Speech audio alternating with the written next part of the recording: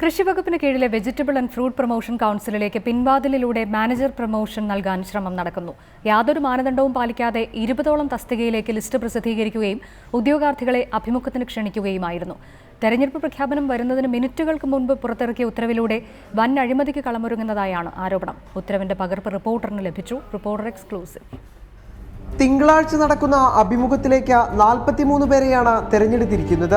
നിയമാനുസൃതം പാലിക്കേണ്ട സീനിയോറിറ്റി മാനദണ്ഡങ്ങൾ കാറ്റിൽ പറത്തിയാണ് താഴ്ന്ന തസ്തികയിലുള്ളവരെ വരെ ഉൾപ്പെടുത്തി ലിസ്റ്റ് തയ്യാറാക്കിയിരിക്കുന്നത്.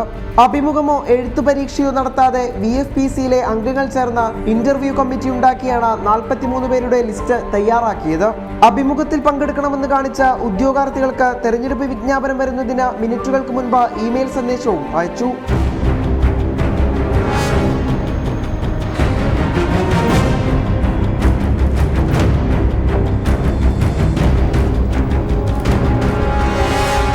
ധൃതി പിടിച്ചുള്ള ഈ പ്രൊമോഷൻ ഉത്തരവിന് പിന്നിൽ വൻ അഴിമതിക്ക് കളമൊരുങ്ങുന്നതായാണ് VFPCയിലെ ജീവനക്കാരുടെ ആരോപണം. ഇപ്പോൾ ഇലക്ഷൻ പ്രഖ്യാപിക്കുന്നതിന് തൊട്ട് മിനിറ്റുകൾക്ക് മുമ്പ് പ്രൊമോഷൻ നടപടികൾക്ക് ആവശ്യമായ ഉത്തരവുകൾ സർക്കുലർ പുറത്തിറക്കുകയാണ് ചെയ്തത്.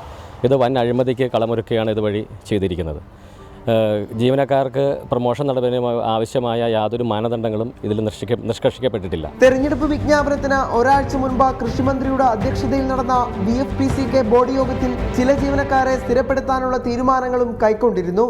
തിങ്കളാഴ്ച നടക്കുന്ന അഭിമുഖത്തിലൂടെയും തുടർന്ന് നടക്കുന്ന നിയമനത്തിലൂടെയും ലക്ഷങ്ങളുടെ കോഴ ഇടപാട് നടക്കുമെന്ന കാര്യം ഉറപ്പാണ്. കോഴപ്പണം സ്ഥാനം നിർണ്ണയിക്കുമ്പോൾ അർഹതപ്പെട്ടവന്റെ അവസരമാണ് നഷ്ടമാകുന്നത്. ക്യാമറാമാൻ PB ഷമീറിനോടൊപ്പം നിഖിൽ പ്രമേഷ്, റിപ്പോർട്ടർ, കൊച്ചി.